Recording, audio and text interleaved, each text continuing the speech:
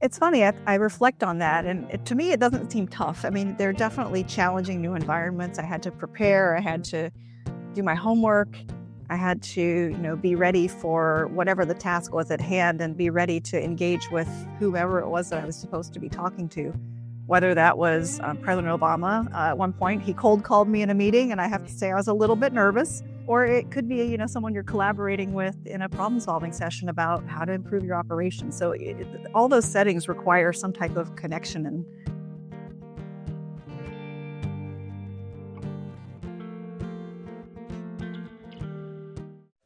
Hello and welcome to the latest edition of Courageous Leaders Connected Teams. I'm your host, Stephanie Freeth. I'm a leadership and teams coach, and I am so excited to have my dear friend and an amazing businesswoman with us today, Christie Wong Barrett. Christie is a former CEO, also a board director right now, and a lecturer at the University of Michigan locally. So Christie, welcome. Thank you, Stephanie. It's a pleasure to be with you and your audience today. I've been looking forward to this one for a while. Christie is multi-talented, has been in so many kind of different industries and roles, and the way that she has put everything together and what she's brought to her teams, I'm really excited to have her share her story today. Looking forward to it. Thanks again for having me. Absolutely. So let's see, how do we know each other? So Christie and I both went to the Kellogg School of Management at Northwestern, and I actually knew her husband, Tom, before I got to meet Christie. We were in something called Special K together, which was a musical review. Singing, dancing, it's all written from scratch by students. It was a true highlight. But when we were moving to Ann Arbor, Christie helped to bring me and my husband into their fold. And it's been such a pleasure to get to watch our kids grow up. They're graduating this year from high school, our oldest, too. It's been fun to get to watch Christie's career as friends and as colleagues along the way, just getting to, and Christie's done some client work with me as well. So really happy to share your story today. Thank you. Well, and I'm just going to add something because I feel like we've gone through a lot of our life's milestones as spouses, as parents together. And I always reflect back and think to a lot of warm memories of being on the sidelines of a Little League game or a sporting event when our kids were little, and us catching up about what are you learning about right now, and what is your new latest career transition, and how are things going? So I feel like we've had this kind of dual direction, conversation going for 20 years now around the evolution of our professional lives and our personal lives. And it's been such a joy to be part of that with you, Stephanie. Thank you. We are co-lifelong learners and fun to get to geek out differently, whether it's on the sidelines or over a meal or hanging out. So yeah, I want to bring that kind of casual conversational feel to our conversation today. Sounds good. So let's do this. You've had so many different transitions. You have had key turning points, key milestones, and you've been able to pivot in a lot of different ways. From engineering early on at MIT, you've been in consulting, you are an owner-operator, and now you're lecturing and sharing your knowledge. So I'd love for you just to reflect on some of these key transitions. And I guess we could start with from engineering into consulting. Is that a good place to start? Yeah, that makes sense. I think as a backdrop to, the transition from engineering, like how do I even get into engineering in the first place? Yeah. It's a traditionally male-dominant field. So there actually aren't a lot of female engineers relative to the whole workforce. But I always was really interested in math and science. As a young girl in school, I did very well in my academics and especially well in math and science. And some teachers encouraged me they said, hey, you like math and science. We don't know much about what your future plans are, but there seem to be good jobs in engineering. I didn't know an engineer. I didn't know what engineers did, but I was very focused on, I'd like to get a job and be able to pay my bills. So maybe I'll go to engineering, because some teachers have encouraged me that that's a good field for people that, have a proclivity towards math and science. So I ended up studying at MIT, did my undergraduate degree in chemical engineering and a minor in psychology. So there was a little bit of a desire to understand human behavior. Even in those days, there was that, that kernel of interest in sort of human behavior and how the mind works. And so I'd invested all of this time, right? If a degree at MIT, late night studying, feeling inadequate, making terrible grades, probably drinking from the fire hose. That was the hardest thing I ever did, was my undergrad degree at MIT. I ended up working at an engineering company called Raytheon directly after I finished my degree, and working on process engineering. So designing reactors and chemical plants and oil conversion facilities, highly technical, large-scale projects. I think the first project I worked on was 4.5 billion rand, South African in scale, and they're complex problems. But I just found myself not that interested. I was in the actual problem that I had to solve, which was how big does this valve need to be, or how do you design this reactor, and what type of catalyst to use. I was interested in, why is this company building a 5 billion rand conversion facility in South Africa? What's driving that decision? Like, why there? Why this type of technology? Why not somewhere else? And I started talking to some of my friends and peers about that. I said, my job is great. It's a lovely working environment, but I'm just not that excited about the problems I'm working on. And one of my friends, who was a friend of mine from MIT, was working as an economist at a consulting firm. And he said, I think you might like consulting. And so I said, well, why don't I try to give that a chance? So I interviewed for a position, and I was fortunate enough to get that job and absolutely loved it. I worked in business consulting at a company called Charles River Associates in Boston, and was working on things like setting pricing strategies, wargaming, what might happen in a competitive negotiation, flying to client meetings to present results, at the very young, tender age of, my early 20s. So I felt pretty excited about the scale of the problems that I got to solve with people. The pace, every 3 months or every 2 months, we might be on a different assignment. So there was constant learning, always a new learning curve to come up. And I just was really interested in the impact that I perceived, the scale of those problems, the types of companies and clients we were working with.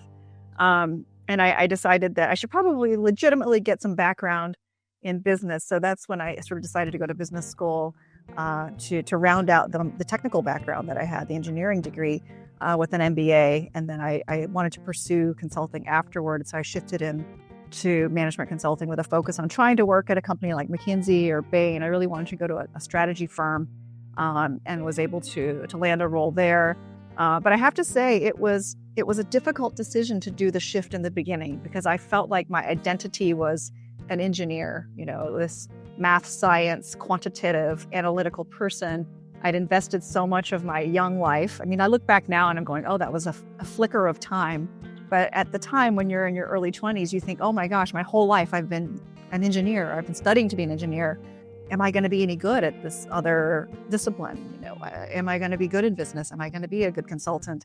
Do I have to start all over again? Am I throwing away all of that hard work? So the shift required a little bit of a leap of faith, and just some confidence that I had learned new things before and come out the other end of a steep learning curve, so that I just sort of expected and hoped that I'd be able to continue to do that.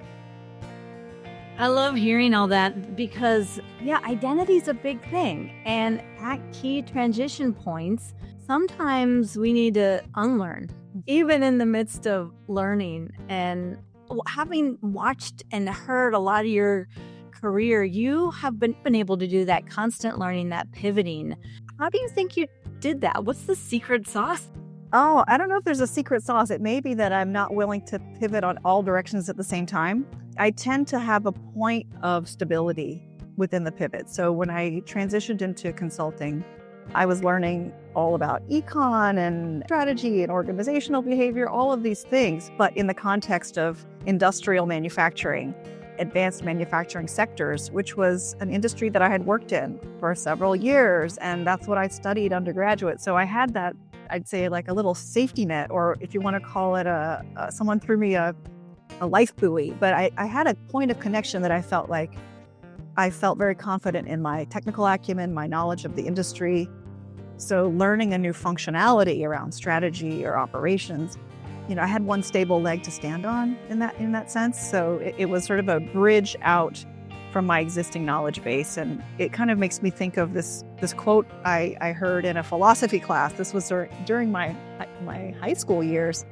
a summer program and I took a philosophy class, and we studied, there was a quote from John Cage that my instructor presented during that class, and it was, learning is at the edge of knowledge. So I feel like I was always expanding my knowledge base and learning at the edge of my knowledge base. I never had to sort of jump off a cliff and just hope that I would get to the other side of that, right? I continued learning at that edge. That's great. Yeah. And, I imagine a place like you've been in a lot of challenging environments, from MIT, Kellogg, McKinsey, then becoming an owner operator of your own company. And you've been an advisor to President Obama on his council for, you tell me the exact name of it. You've really navigated these tough environments as a woman. I'm in awe of that, and just what you've learned along the way and how you've shown up, even in these somewhat intimidating, tough places. It's funny, I reflect on that, and to me, it doesn't seem tough. I mean, they're definitely challenging new environments. I had to prepare. I had to do my homework. I had to, be ready for whatever the task was at hand and be ready to engage with whoever it was that I was supposed to be talking to. Whether that was President Obama. At one point, he cold called me in a meeting, and I have to say I was a little bit nervous. Or it could be, someone you're collaborating with in a problem-solving session about how to improve your operation. So all those settings require some type of connection and problem-solving. And I think maybe why it didn't feel, it obviously felt every problem you're wanting to get to a good solution. You want to do a good job. You want to have an impact. But I think maybe there's a piece around, I have this confidence that I'll be able to find a point of connection with the person on the other side. I think my lived experience has been very diverse. I've lived in several different countries, worked in several different countries, have family, friends, colleagues, very diverse backgrounds, socioeconomically, ethnically, gender. So I think that ability and that just life experience of having people that I love and care about that are so different and at different levels and different lives and perspectives, it gives me this confidence that I'm probably going to be able to find something to connect with someone about. Whether that person is someone working in an hourly production role, or whether that person is the CEO of Northrop Grumman or Honeywell. I know that I'll be able to make the small talk, right? There's a point of connection to find an entry point to then talking about something that you can work on together. I think the other piece that I've learned is I've built a lot of friendships and relationships in business and in life by working together with people on something that we're both interested in. So you're sort of creating this shared experience. And that, I think, takes a lot of the fear away from doing something new, because you're learning alongside someone and you're working on things that both people are passionate about. That's beautiful. And let's connect that back to identity that you talked about in the beginning. So when we were talking previously, getting ready for this, you talked about this idea of a chimera. Can you explain what that means to you in terms of identity? Because I hadn't heard that before. Yeah. It's funny. One of the books I remember from high school was Edith Hamilton's Mythology. I don't know if you had to read that. It was sort of a standard reading in our high school. But I enjoyed mythology. And there was this character, a mythological creature called a chimera, which is made up of several different creatures, like the head of a lion and the body of a dragon. I can't exactly remember the composition. And it breathes fire. So I'm not going to breathe fire. That's not the analogy that I wanted to draw. But the point is, the chimera is this creature that actually takes on aspects of several other different animals. And I think as I've grown through life, I've often wondered, what is my authentic self? I might see the world with a different lens than the community that I was raised in, or I see the world from a different lens of where I was born. I was born in Hong Kong, a very cosmopolitan city. I was raised in a rural community in North Carolina. I have lived in very different places around the world. Some places are more democratic. I've worked in places that don't have democratic rights. So I've seen the world in a lot of different places, and I have this ability, wherever that place is, to find a point of connection. So I often wonder, what's my real identity? Am I that person from the rural South? And am I then being inauthentic when I'm talking to someone in a boardroom, of a Fortune 500 company? Or am I that consultant to the Fortune 500 CEO, but then being inauthentic in my relationships at home with my family? And I think the realization I came to is, rather than being an imposter in all situations, I'm actually this chimera. All of these aspects of myself are actually me, rather than me having to be this one version of myself. I'm actually a combination of a lot of different aspects. I love that description because it's a both and. It's multidimensional. It's that I don't have to be this or that. I get to be this blend, and I get to show up in ways that bring all of that to the table. So it's a really cool thing. I think a lot of us, struggle with that identity, and depending on our Enneagram types as well. So as you know, I'm a 3, and 3s can be shapeshifters. We can meet people where they are. So much so that's like, well, who am I? And as we looked at your Enneagram type when we did coaching together, and it took us a while to get there because you had a variety of influences, but what I think we've landed on is that you identify as an Enneagram 8, the active controller, but you also identify in your emotional center as a 3 and in your thinking center as a 5. So having that deep desire for knowledge. But I'd be curious if you're willing to share your Enneagram journey, because it has happened in bits and pieces over the last couple years. And again, I think sometimes people think like, oh, I know my type and that's it. But for you, it really was like trying on the 8, trying on the 3, even having the 5 come in and realize that was part of the thinking style. I'd just love to hear from your reflection. How has the Enneagram helped you see how you show up and into that identity piece or other levels as well?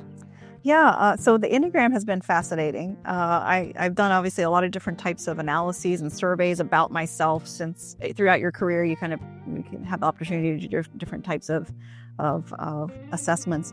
But the Enneagram was really interesting because I kept thinking, wow, this really makes a lot of sense. And I was very drawn to the 3 during my initial evaluation. But I think it was because the 8 made me feel like I was a tyrant if I was really an 8. So I had this sort of negative perception of the 8. And so I didn't really want to be an 8. And so the 3 was resonating more for me. But I think it was a side effect of having like I said, a negative connotation with or a perception of the 8. I think either way, so what I was doing was then looking at content around continued growth as both an 8 and a 3, and looking at what are the sort of blind spots, what are the fears, what are the things that are kind of there in the background. And looking at both of them actually was very enlightening because I would find little snippets of information and be able to reflect on those and say, is this something that I need to be more mindful of in my daily practice or in my decision making or in how I'm showing up for other people. And in particular, the 8, I think, comes across or can come across as very dominant to other people around them. And I always think of myself as this 5'3" tiny person, who couldn't hurt a fly, but being told by other people is like, oh no, you're intimidating. I'm like, are you kidding me? So I think, reflecting on what how the 8 can present to others was also incredibly helpful. I think as that Enneagram journey progressed and doing the IQ9, which was a more in-depth assessment and learning about the type of 8s or the self-preservation 8, that resonated a lot more with me, which was, the desire for control of your environment with the goals of self-preservation or protection or safety. And I think that framework, that framing of the 8, I think definitely it resonated more with I think my persona. Yeah, I agree. I think the subtypes are so powerful. I'm a self-preservation as well. And once I read and really got to know the subtypes, that's when it all really clicked. And then seeing how does that self-preservation show up, whether it's like, I'm scared to put myself out there. Like even doing a podcast several years ago, the idea of that was like, are you nuts? Like, I don't want to put myself out there all the time. And I can see the self-preservation influence on that. So yeah, I think the subtypes make a huge difference in learning about the Enneagram. How does it show up for you in terms of that need to control time, energy, safety? How does that show up for you? Yeah. Oh gosh, it shows up in my planning. I'm an incessant planner. I'm always planning ahead because I guess in my mind, I hope that it's not because I'm a control freak. I think it's because I'm trying to get a lot done. And I have this belief, this core belief that the better my plans are and the more foresight I can put into something, I can just achieve so much more because there's not a second wasted. So I'm always optimizing for how do I get more done in the limited amount of fleeting time and energy that we have as humans. So I think the planning is probably my safety blanket. I use it because I feel like it can help me achieve more and drive more impact, explore more. Hearing 3 and 8 in that as you say that. Yeah, can learn more. They can just do more. But if I take a step back and put the 8 hat on, it probably also gives me this sense of control, or it gives me a sense of feeling safe because I have an idea of how the next week is going to unfold generally, or how the day is going to unfold generally. So there's probably something to that, like this, the comfort and safety around the fiction of control that you get with some schedule and some planning. Yeah. Let's do this. So you talked about McKinsey and consulting, but you and your husband own a company and you were operating it and you eventually sold it. I would love to talk about some lessons along the way there, because that was another big pivot, big transition point, and you did that for many years. So what are some of those lessons? And I do want to get to talking about your teams and everything, but just you personally, what was that pivot like from consulting into being an owner operator? Yeah, so that was a big change. Consulting, you're typically working on a project with a major large scale client for about 3 months, maybe 5 at the longest. And you have to very quickly learn about the business, be analytical, talk to a lot of people, but you don't really have a lot of skin in the game after the assignment is over. You've probably produced a really exciting set of insights, some recommendations for how the company should move forward on their whatever their complex issue was, but you're often not there to live with the consequences, right? Or have to, I guess, toe the heavy load of making the change happen. I think, some consultancies or more consultancies are doing more implementation support, but it's not the same as actually owning the recommendations and doing them and having to drive them to completion. So I had an opportunity to join my husband. He was working in a family manufacturing business with his dad, and his dad was interested in retiring.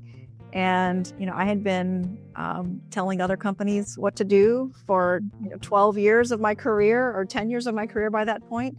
I was looking for sort of some, I guess, professional growth, something new. I think that's another part of my persona is, wanting to also continue learning.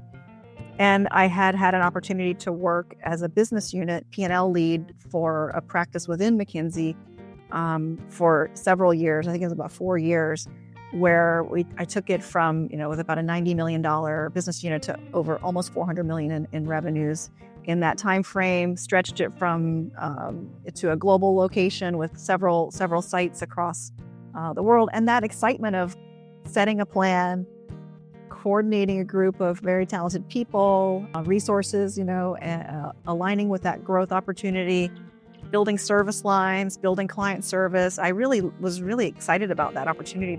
I loved it to build that business unit, and it went well. So I thought, okay, well, I've got some experience running a P&L, building a business, but it was also in the context and the bosom of a large company that was well-funded. You had all the support you could need regarding, travel and IT and human resources. So the complexity and the risk-taking wasn't quite like doing a startup. So the opportunity to work with my husband in his business and take on a CEO role felt like kind of the natural learning at the edge of knowledge, right? I knew that I could operate like a P&L leader, like a BU leader. I'd done that well and had stretched myself and had success there. But I hadn't stretched myself in the kind of the ownership of your own company and having to kind of put my money where my mouth was. I can tell other companies how to improve their business, but now I have to do it myself with my own with my own capital. So decided to work with him in the business. We took different parts of the business. I was the CEO and ran primarily the external parts of the business. So sales, marketing, product development, public policy, external relations, and he worked on the internal side of the business of finance and operations. So it gave us a little bit of autonomy within the context of working together in a business as a married couple, that we could somehow have some separation between work life and home life by keeping those delineated lines of responsibility within the business. Yeah, it's got to be challenging. And what was that like over time? Kind of that I can hear the structure of it, and then there's also the day-to-day navigating, having differences of opinions for decisions and all of that. Yeah, so I think on the personal relationship side, at some point we had to set some boundaries around, after 7 p.m. we can't talk about work, or on the weekends we can't talk about work, because it became very difficult to parent together and to be a married couple together, because our work identities were just bleeding so much into our daily life. So it did cause strain and stress on our relationship. So we had to sort of say, these are now the ground rules for how we set boundaries between home life and work life. Those were some of the kind of difficult things. But some of the good things were we were never really competing with whose job is more important, and is a job more important than the kids. So for, just a small little example, if you have a kid at school and they're sick and you have a dual career family, sometimes it gets to the point, well, your job isn't as important as my job, so you go pick up that kid. Or there might be a perceived feeling of that, right? Yeah. And we never had any of that conflict, because it was very collaborative. We say, well, you know what? Our family's the most important thing. Who can get out of their meeting at that time most easily, and the other person I'll cover your other responsibilities. So there was this feeling of always having someone who was career interests and personal interests were 100% aligned with yours, and an incredible partnership and dependence on one another in that way, that if you really needed a safety net, it was always there. There was no question about that. So I think that can also be a benefit of working with your spouse, if you're fully aligned and you have your life partner is also your partner at work. Oh, I love hearing about that, and knowing both of you. You're just amazing people, and to be able to navigate that and watch how that works in real time, and again, sharing parenting stories. These are all real things that we all juggle once we have kids, and high pressure jobs. Sometimes it's very real. I guess, do you have advice for people who are early on in their career? We are in graduation season. Anything that, if you could tell your graduating self, it's gonna be okay, or that comes to mind as having traveled this, and we're both right around the 50 mark. So looking back. Wow. Telling my graduating self, that's a tough one.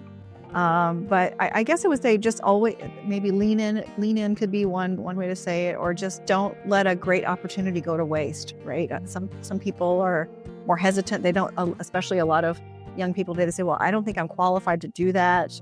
I don't think, maybe that job's too big for me, or I'd have to move to do that. I think my guidance would be, you've gotten where you are because you demonstrated you can learn, you can innovate yourself, you can expand your skill set, and those things are going to stay with you at every point in your future career. And the world's going to evolve. There are a lot of things that you have no control over. So by being a courageous learner and continuing to learn and let yourself take advantage of opportunities and doors that open in front of you, you still let a good opportunity go to waste. I think that will continue to expand your skill set and expand, your identity of who you are, and the lived experiences that you've have under your belt as a set of tools to then take on the next challenge that presents itself. I think some people may have this thing that they want to do, and they realize what it is when they're 16, and they go for it and they become that thing. But I don't think that's the path of most people that I've spoken to in my professional career. Most people sort of end up where they are through, it was a door that opened, I tried that, it was great, or it wasn't great, and it led me to this other thing. And it's sort of a walk along a path, and putting the best of yourself into the walk wherever you are along that path. I gotta say, the phrase "courageous learner" stood out to me. Maybe we just found the podcast title from that. But I think it's a beautiful combination of just that willingness to learn, and that I often tell early career people who reach out to me, like, everything's contrast. Like, even if you don't like something, will you just learn something like, oh, okay, there's some contrast there. It's going to redirect me to that next courageous learning opportunity. Yeah. So I love that phrase. I think there's also a part of it, which is learning is hard. So if everything's coming easy to you, you probably aren't challenging yourself enough. And that's sort of, I don't know where I heard that, but that really stuck with me, is that if it's not hard, or it's not a little bit uncomfortable or a little bit scary, then I'm probably coasting and I'm not living up to my fullest potential. Maybe that's the 8. That's part of the 8 coming through. Some of the 3. But there's this sort of like, there's this person talking in the back of my head going, well, life's too easy right now. You need to probably learn something new, or, you're not living up to your fullest. So that's another piece to the young people. It's like, life is not easy, and that's probably good, because that means you're learning and you're stretching yourself. Let's do this. I also want to pivot a tiny bit, but I like to provide practical tools for people that they can use in their workplaces. So talk about your team, and how did you, when you were, especially when you're owning your company and working with people, did you have practices or regular ways to either foster creativity or have accountability? What did you have some practices that you want to recommend to people, or just share your experience that you used? Yeah, I will. There's one I love. We call it the engineering huddle. But let me give you some context on why I'm picking this one. Something that I learned from coaching with you, Stephanie, was around the concept of like leadership and how you can lead sort of by me, through me, or as me, and how that has. You may have to share with the audience a little bit more about. Yeah, sure. Yeah, that's from the originals from Michael Bernard Beckwith. So there's the to me is victimhood, by me is taking responsibility, through me is something bigger is coming through me, and as me is there are no problems. It's like everything is one. It's unity consciousness versus duality. And then Conscious Leadership Group used that as well. But that's what you're referencing. Yeah. So that stuck with me, because at different phases of my career, being a leader by taking the responsibility as an individual contributor, right? In my early career, I was given the scope, or even in your schoolwork, you're given an assignment, and you're going to put your blood, sweat, and tears into that assignment, and you're going to demonstrate proficiency through, your own direct action, or leading a new club, or leading a new business unit. It's by you, like as an individual. By your individual contributor. And I think shifting into the role as a CEO at a business, I couldn't do the by me leadership anymore, right? I had to evolve, or I had to at least pick up another way of leading for certain, settings, and that was through me. So by setting a strategy, having a direction for the business, communicating that, building out a team, having a relationship with the team members, and then having steady communications and collaboration from our team to then deliver, the goals of the organization. And that was sort of a through me type of leadership. And then eventually, I think I'm coming to sort of parts in my career now, later on, as a lecturer and as a board director, it's as me. I'm not leading that team at that company. I'm not, I'm not individually coaching those students at their MBA program. I'm utilizing my lived experience and my expertise to be there as a facilitating presence, as a counterpoint, and it's the as me. So there's part of the practice I'm going to give you is the one that I had to teach myself to do when I was leading through me as a CEO. One of the functions that reported into me for a period of time was the engineering and product development. And that group really drives the innovation of the company, or our company. They build the new products. They implement all of the continuous improvement initiatives within the company. And it's a team of 5, multi-talented individuals, different ages, different genders. And I couldn't lead it by me. I couldn't get all that work and innovation done just by myself, right? taking responsibility. I'm going to do it by myself. Yeah. Right. So how do I facilitate innovation and delivering on these growth objectives and continuous improvement objectives through this team of very diverse individuals who also in themselves are very curious, analytical, innovative people.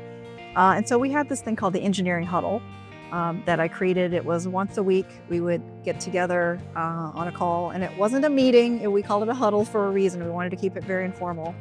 And my goals of the huddle were to build a culture of knowledge sharing within that team of knowledge workers, right? To facilitate innovation, to facilitate learning, teamwork, and also accountability.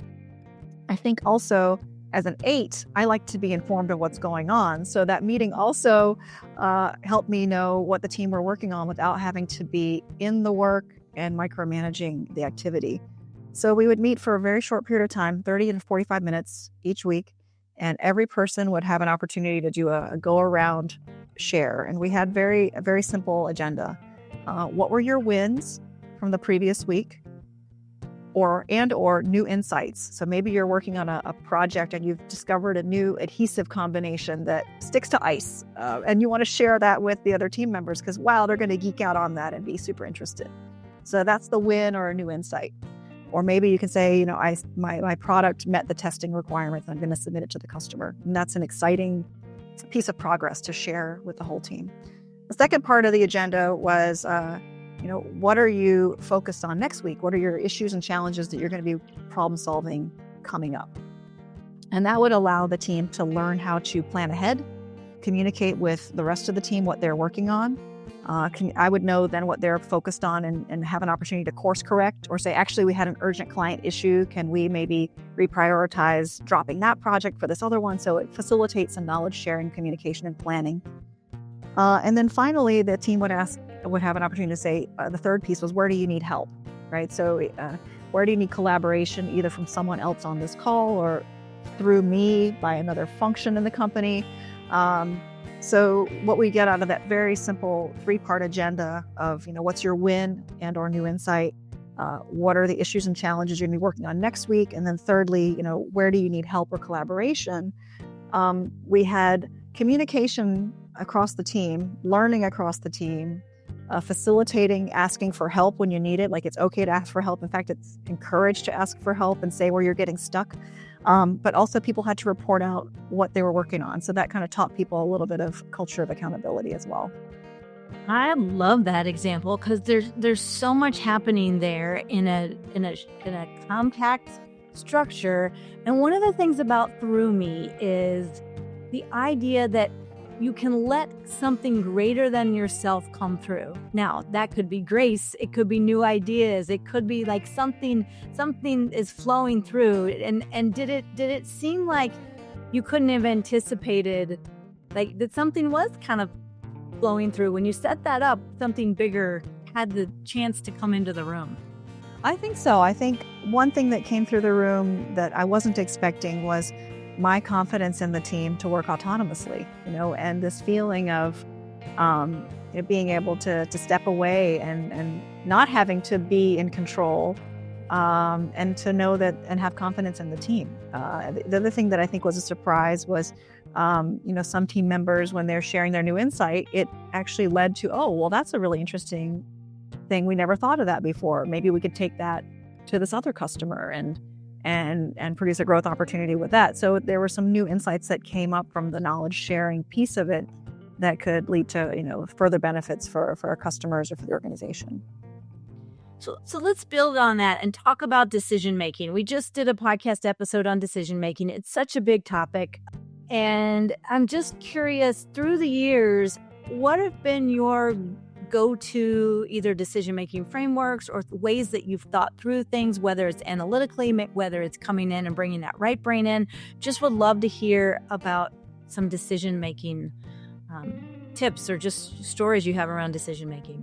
Yeah, I don't think you could take an analyst out of me. My decision-making approach is pretty analytic. But I think over time, I don't really have to do a lot of the analysis as much anymore because it's heuristics, that you develop years of experience. That being said, I'm a very fast decision maker. I have I think an ability to identify the priorities, the lever points, map out different scenarios, how they might evolve pretty quickly, to understand which direction we should go in. And then I also feel pretty strongly that doing your homework, doing the pre-work of developing what's your company's vision, mission, strategic objectives up front is one, a huge time saver, because you're not flitting around in a circle of, is this good for the business or is that good for the business? You've already decided where you're trying to go as a business and where you're trying to take your organization. So anytime a new decision comes up, it's very easy to then assess that, well, how is this helping me help the business move into the direction that we've decided we want to go? So every decision becomes, you compare it a sort of goal that you're hoping to achieve. I was also very interested in decision making. I actually did a minor in decision analysis at Kellogg. I don't know if I told you that. I did three there. I did, or maybe it's majors, 3 majors. I had strategy, technology management, and decision analysis. And I find that, a lot of the different tools, like mapping out alternative scenarios, or what do you have to believe for this decision to be the right decision. Another one that I like is the, which just, if you fast forward to rolling out the decision in 5 years, which one is going to get you closer to your end goal. So sort of using different scenario analyses, very clear about prioritization, how much each attribute is worth. I think it's very naturally very analytical, but I also tend to look at a decision from several angles, mapping out different scenarios of uncertainty. Decision-making under uncertainty is, for example, very relevant today as a business leader because the world is very volatile. And I think with decision-making under uncertainty, you often have to go with the one that builds the most agile, flexible, fungible platform for your company to be able to be resilient. So yeah, I'm kind of all over the place here, but I think I've picked up a lot of different tools for decision-making over my years of working in consulting and working as a business owner, that I tend to come to a decision pretty quickly because in the back of my head, I'm kind of running these scenarios. Sometimes people ask me, what happens if when you're faced with a really difficult decision, right? Or it's not clear what you should do. And then I think, or two opportunities that look exactly the same. And then what I always fall back on there is more of my gut and my feelings. When the analysis tells me the exact same thing, it becomes a feeling. It becomes a feeling of which is the path of least regret. So am I going to look back at this in 15 years and say, oh, I really wish I'd done that podcast, right? I really wish I'd tried that. And so it's sort of thinking about, that's sort of my last, when I really have a tough time deciding from my head center, and my I go to the feeling, and that's what am I going to regret the least. And that's in line. I talk a lot about whole body decision making. So the head's great, the analytical tools are great. You, of all people, have a lot of those tools at your disposal. They're important. They make a difference. You've used them at the highest levels. And bringing the gut in and not ignoring it. It's a whole nother set of data that so many times leaders are taught not to access and taught to dismiss. And so I love hearing that you are bringing in that gut too. Only if necessary, right? Well, we're getting close to our end here, but I like to ask all of my guests, what does courageous leadership mean to you? And that could be in general, it could be at this moment in time. What does courageous leadership mean to you? I think it's being willing to try something new that you might not be good at, because I think that means it's a stretch opportunity for you as a leader. And by trying it, you either have some self-discovery that this is not a good fit, this particular challenge or this role or this environment is not a good fit for you, or you build some new muscles and new tools as a human that become, a really powerful asset toward your future growth. So it's just really taking a chance and being willing to try something new that you might not be good at.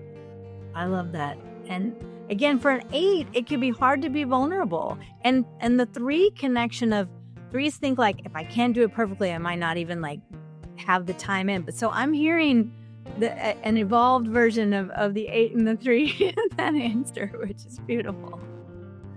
Thanks, Stephanie. Well, I always end a lot of my coaching sessions with, is there anything that you would like to say to feel complete today? So I want to invite that. Is there anything that's coming up that you want to share that you feel like we didn't cover and that would help you feel complete for the day? Thank you. Yeah, so I'm excited. I am trying to be a lecturer. So this is something I'm daring myself to be bad at, right, Stephanie? And I'm teaching a course called Business and Society at the Ross School of Business, which is part of the University of Michigan.